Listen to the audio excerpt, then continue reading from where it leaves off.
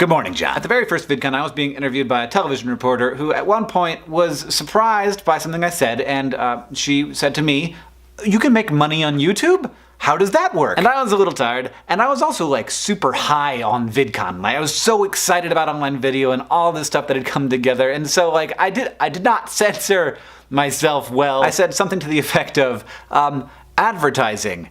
My show has more viewers than yours does. Which I did not intend to be a sick burn. It just came out. Like, that was the thing that was true. But the answer to that question is complicated. And since I think about YouTube a lot, and I think that we should all be more open about how all of these things work, let's do it. Let's talk about how YouTubers make their money. Different kinds of content have to have different kinds of support. Like this right here, very low budget. This is just two guys. We could probably subsist on what we call AdSense and merch. AdSense works for every YouTuber as long as you're not like philosophically opposed to advertising. If you click a little box when you upload your video, YouTube will sell an ad against it, and then it will split the revenue with you. You get 55%. This is kind of wonderful. It is not a common thing among social media sites, though they have started to share some revenue. YouTube started doing it way back in like 2007 and 2008. It's also part of why it's such an appealing place to make stuff, and also part of why it's become harder to break in. Because if there's a way to make money, then people will spend money to make their content look better so that they can compete on the platform. Anyway, YouTube AdSense pretty much stays at the same level, and everybody has access to that, which is really amazing. But at higher levels, you start talking about brand deals, maybe endorsement deals, maybe really good merch stuff, and even eventually getting support from someone else to help realize your vision. Crash Course and SciShow were both funded by grants from YouTube because they wanted more high-quality stuff on the site, so advertisers would be more likely to advertise. Those systems are really hard to democratize and make available to everybody. Now, brand deals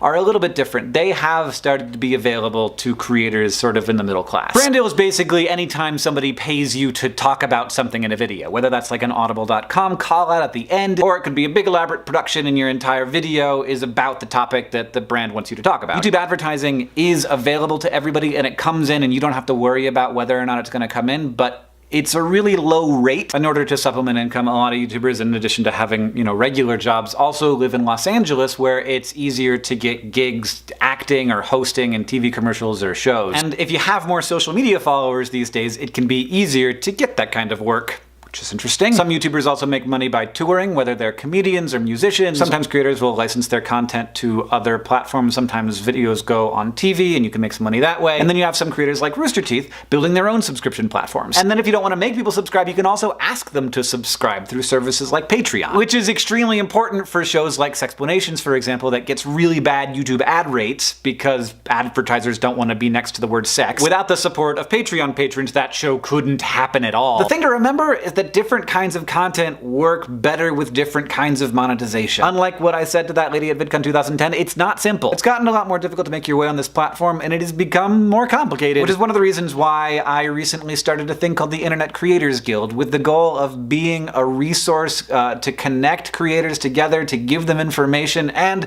to let them have a unified voice when talking about when things go wrong and what they would like to make them happier. To be clear, I started this thing, but I really don't want to run it. I don't think that I should run it, and I definitely can't. Honestly, I think that I'm too biased to be in charge, so I'm looking forward to eventually stepping back after helping Laura Chernikoff, who's one of the most effective people I've ever met, get established as the executive director of the organization. There is a lot of value that's created by online video, and as different systems evolve for capturing at least some of that value, it just gets more complicated. And as those barriers rise, we need to create systems that keep the benefits of this revolution accessible to the most people possible, and I hope that the Internet Creators Guild can play a part in that. Thanks everybody for listening to this. Hopefully it wasn't too inside baseball. John, I'll see you on Tuesday.